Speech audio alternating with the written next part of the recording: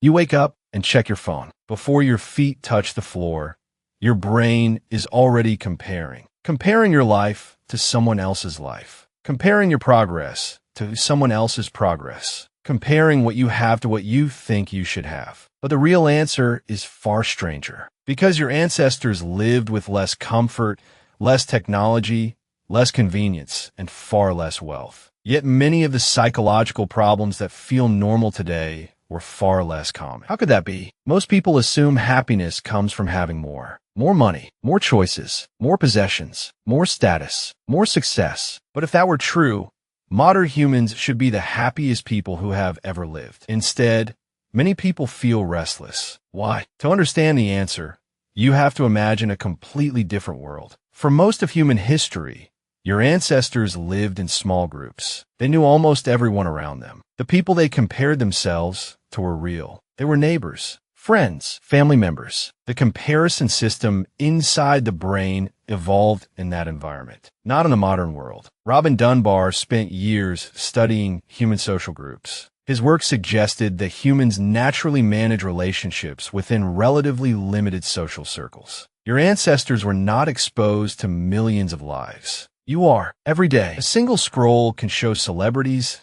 athletes, entrepreneurs, travelers, and influencers. The brain treats those images as social information, even when they are carefully edited highlights. This creates a problem. Your comparison system was designed for dozens of people, not billions. Suddenly, there is always someone richer, someone more attractive, someone more successful, someone apparently happier. The finish line keeps moving. And when the finish line keeps moving, satisfaction becomes difficult to hold. Your ancestors faced hardship. That part is true. Food was uncertain. Weather was dangerous. Disease was common. Life was physically demanding. Yet many rewards were immediate and tangible. Finding food mattered. Building shelter mattered. Helping the group mattered. The connection between effort and reward was often visible. Modern life works differently. You might spend years working toward goals that exist mostly as numbers on screens. A salary number, a follower count, a bank balance, a performance metric. The rewards become abstract. The brain sometimes struggles to feel them. Psychologists call this hedonic adaptation. It sounds complicated. The idea is simple. When something improves, your brain quickly becomes accustomed to it. What once felt extraordinary becomes normal. A new phone feels exciting. Then it becomes your phone. A bigger house feels amazing. Then it becomes your house. A promotion feels life-changing. Then it becomes your job. The baseline shifts. The excitement fades, and the search begins again. Researchers have repeatedly found that people are surprisingly bad at predicting what will make them happy. Daniel Kahneman spent decades studying human judgment and decision-making. His work revealed how often the mind misjudges future emotional experiences. You imagine a future achievement. You attach enormous emotional importance to it. Then you arrive. The emotional payoff is smaller than expected. Not because the achievement has no value, because the brain adapts. Your ancestors experienced adaptation too, but there was an important difference. Many ancient rewards were tied directly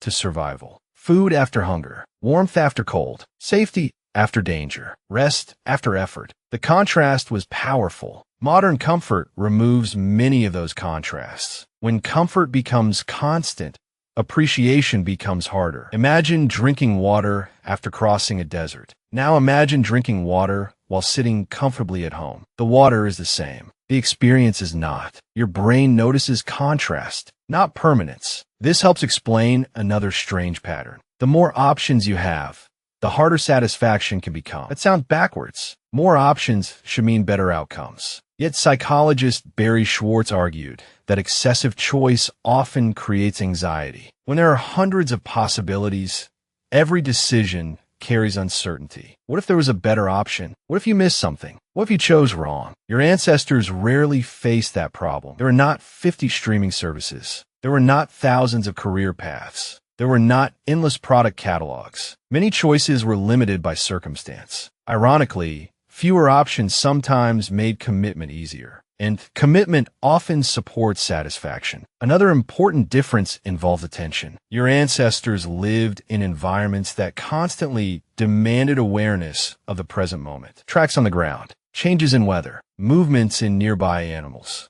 The present mattered. Modern life pulls attention elsewhere, toward notifications, toward future plans, toward distant goals, toward digital distractions. The result is a mind that spends less time where life is actually happening. In the present, researchers studying mindfulness have repeatedly found that attention strongly influences well-being. Not because attention magically solves problems, because experience follows attention. What you notice shapes what you feel. There is another reason your ancestors may have felt psychologically richer despite having fewer possessions. They depended on other people deeply. Human beings evolved as cooperative creatures. Survival often required trust.